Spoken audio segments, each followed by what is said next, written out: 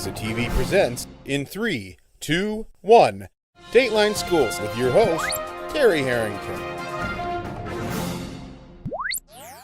All this week on Dateline Schools, we're visiting the St. Clair County Health Department and learning about the measles outbreak that's happening throughout the country this winter. And to tell us all about it, my special guest is the nursing supervisor here at the Health Department, Margaret Sturridge. And yesterday, Margaret, when we ended the program, we talked about how contagious this disease is, but what are some of the symptoms we need to be looking for with this?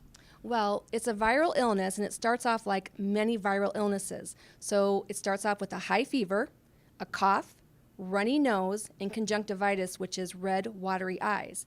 And about 4 days into those symptoms, a rash breaks out, starting at the hairline and working its way down the body. So once that rash breaks out, a person's fever can spike as high as 104 to 105 degrees Fahrenheit. And a person is contagious for 4 days before the rash breaks out till 4 days after the rash breaks out. And some of the complications of measles are 1 in 1,000 people will get encephalitis, which is brain swelling, which could lead to brain damage.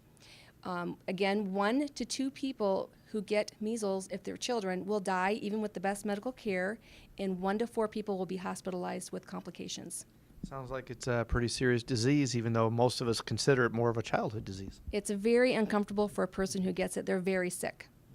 Have we been fortunate to miss this outbreak here in St. Clair County so far? Yes, we have. There's been 1 case in Michigan, and it's not been in St. Clair County.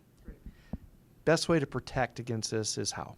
The best way to protect against measles and other vaccine-preventable diseases is to get the vaccines that we have.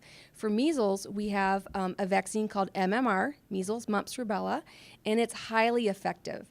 The vaccine is 93% effective with 1 dose, and it goes up to 97% effectiveness with 2 doses. And is that even if you're an adult, maybe you haven't had the vaccine, it's never too late? It is never too late. If you don't know your status or if you've had the disease, it is okay to go ahead and get the MMR series. We'll be back with more tomorrow. For Dateline Schools, I'm Terry Harrington.